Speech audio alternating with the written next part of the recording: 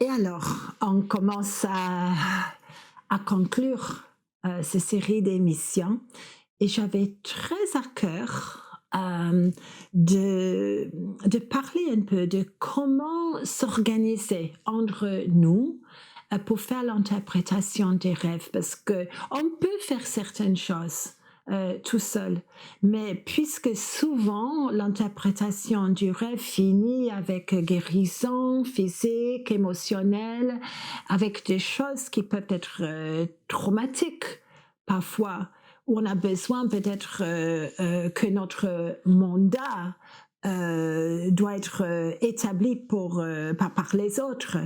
Et je suggère que la chose qui est intéressante à faire, probablement vous avez assisté à ce qu'on appelle un presbytère prophétique, où carrément quelqu'un est là et il y a un groupe qui prophétise sur cette personne. Et normalement, ça marche très bien. Il y a quelqu'un qui est leader, qui a une certaine expérience prophétique et la personne va recevoir, va être bénie. Et ça, c'est complètement commun dans la plupart des églises aujourd'hui. Mais par extension, on peut faire cela pour les rêves aussi.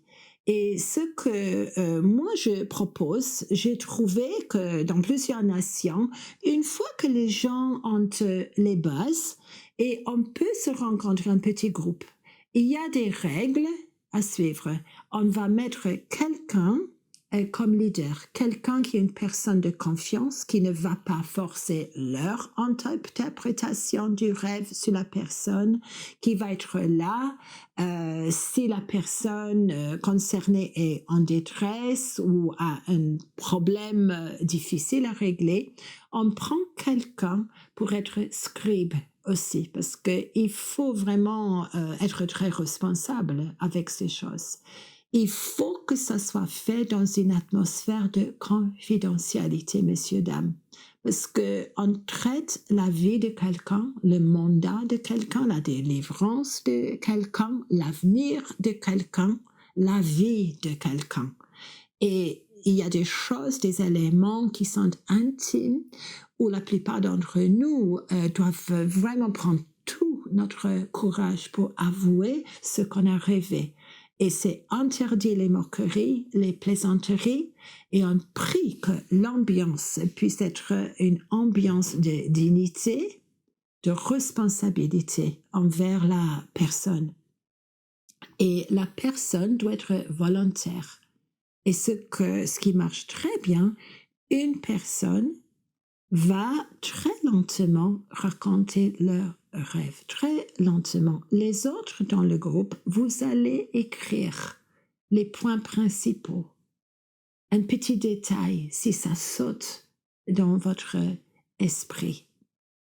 Et vous allez écouter. Vous n'allez pas interrompre, vous n'allez pas forcer votre opinion. Vous allez écouter, même si vous pensez que l'autre est complètement débile. Vous ne dites rien.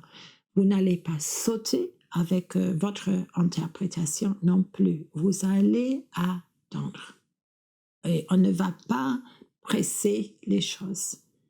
Et puis, quand la personne termine, les autres vont prier et un à un, on va demander au Seigneur quelle est l'interprétation de ce rêve, quel est le but du rêve, un avertissement, besoin de délivrance, besoin d'établir un mandat ou autre, un encouragement, hein?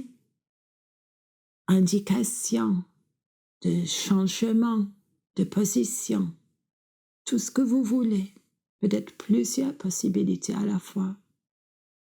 Et vous allez proposer votre interprétation lentement. Et encore une fois, celui qui est scribe va écrire cela.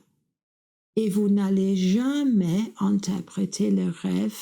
Par exemple, si moi je suis prophète, je ne vais pas ok, forcer une interprétation de prophète sur une autre personne. Parce que le problème, on rêve dans notre sphère d'autorité, mais on ne va pas visiter notre sphère d'autorité sur une autre personne qui n'est pas appelée à la même chose. Alors, soyons vigilants. Et la personne concernée a le droit de dire oui, non, peut-être. Et vous allez faire le tour comme ça, avec respect et dignité. Et puis celui qui est leader va dire à la personne, est-ce que vous voudriez qu'on prie avec vous?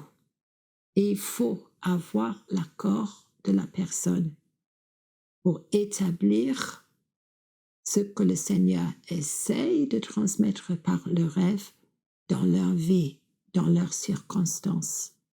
Le cas échéant, avec un groupe mature et avec la permission de la personne, si vous devez prier par rapport à une guérison, à une délivrance, à un trauma, vous pouvez, mais seulement avec l'accord de la personne et seulement dans un groupe qui est mature, parce qu'autrement, vous pouvez faire trop de dégâts, je vous assure.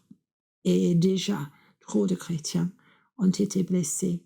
Et puis, vous scellez les paroles et entre vous, ce rêve reste confidentiel et comme un secret. Et si la personne vous donne un accord pour partager, c'est OK. Mais vous n'avez jamais la permission de partager sans avoir l'accord de la personne. Vous gardez les papiers et je pense que c'est très bien d'écrire ce qui a été partagé parce que la personne va avoir, une preuve de ce qui a été dit et la personne pourra continuer à prier à la maison. OK? Et je vous conseille de faire comme ça. Vous pouvez commencer seul à la maison, mais normalement, on a besoin de quelques personnes qui ont de l'expérience avec cette sorte de choses pour corriger les choses que je ne vois pas moi-même. Oui? Et je vous garantis que ça marche très, très bien. J'ai fait cela dans beaucoup, beaucoup de nations et c'est rare qu'on expérimente des problèmes. Et parce que le Seigneur prépare les gens pour cela, il y a beaucoup de surprises. Et on scelle, on bénit la personne à la fin. Mais honnêtement, ça marche très, très bien. Il y a beaucoup plus, mais je vous donne comment faire de manière basique. L'autre chose, bien sûr, on rêve la nuit. Et on expérimente si on fait quelque chose comme une conférence sur les rêves, sur un week-end ou autre.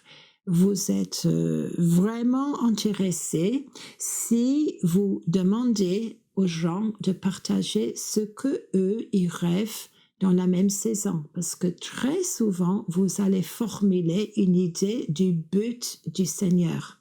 Voilà.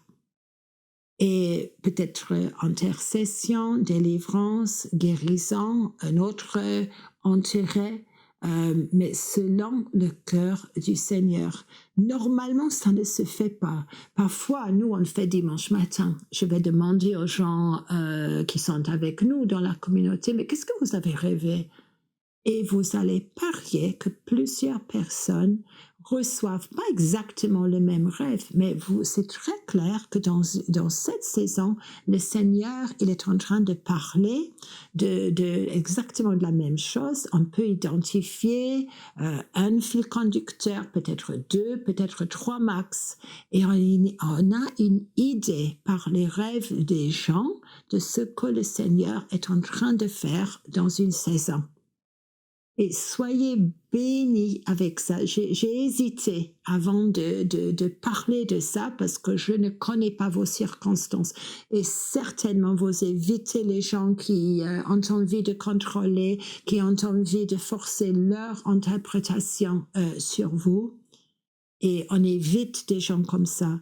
Mais normalement, les gens sont extrêmement gentils et sentent très, très, très honorés de pouvoir expliquer ce qu'une autre personne a rêvé. Et ça donne beaucoup de couleurs. Vous savez quoi? Parce que le corps de Christ est juste merveilleux. OK? Et soyez bénis dans vos presbytères de rêve, peu importe la nation. Amen.